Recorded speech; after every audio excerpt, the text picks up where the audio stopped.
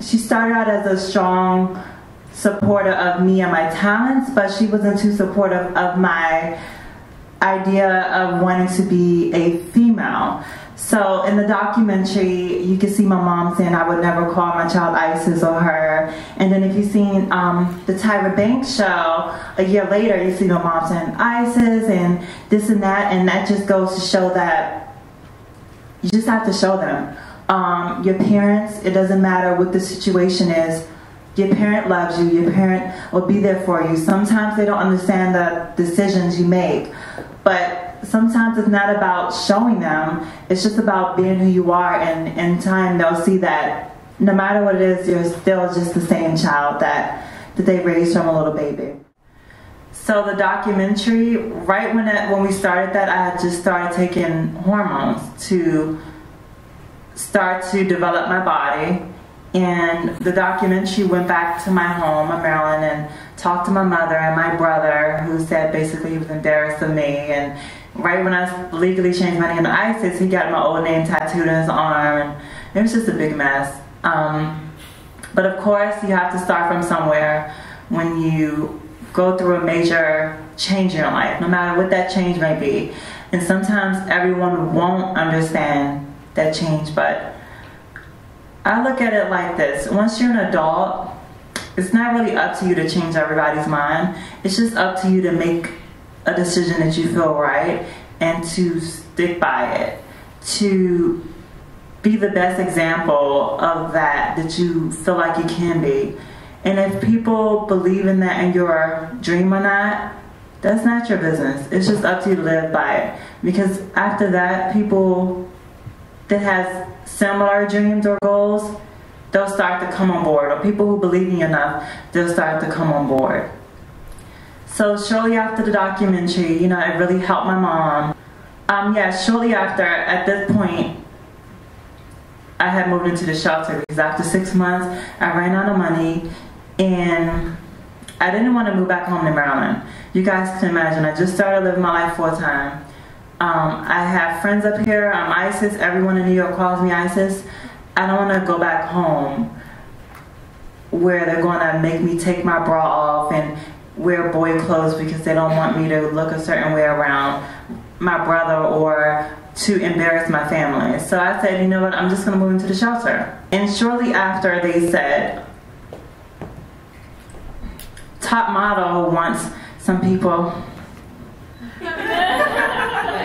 Top Model wants some girls to be in the background as extras. They're having a photo shoot about homeless youth, and you know, it's a few of you guys here that might want to do it. So they said, you know, why don't you go and be one of the girls in the background? So it's 5 of us. So I said, okay, oh my goodness, I love Top Model. I watched this in cycle 1. I was a senior in high school when cycle 1 came on. So at this point, it's cycle 10. We went to the background, we went to the photo shoot. You know, we had a few little seconds with the camera, and then they needed cycles of girls. It was 5 of us. They needed 3 at a time to be in the background. And I said, you know what, this is my opportunity. I don't know what's going to happen from this opportunity, but I mean, who gets to be in a America's Next Top Model picture? Like, that's amazing to me. It was amazing back then.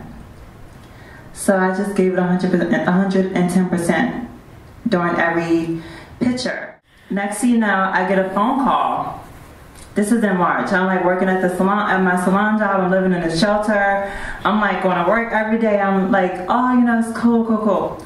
I get a call from one of the people on Top Model saying, we want you to come back. We want you to audition. I'm like, yeah, right. No, thank you. Maybe like a week later, I get a call, I get a call, I get a call, I get a call. I got maybe like 6, 7 calls. And I'm just like, no. Because I really thought about it and I said, you know what, I have a nice life. You know, I did the documentary, I was in the background. Even from the documentary, I lived in the shelter, I was living in Brooklyn. You know, I don't want my life to get dangerous.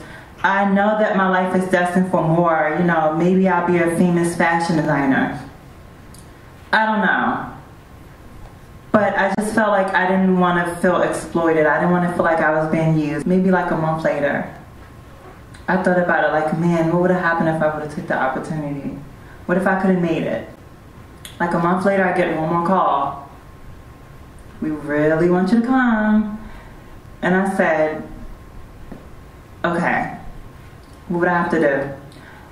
We need you to get this whole packet done. We need you to do this video. And then if we approve you, within 48 hours, you have to be flying out to LA.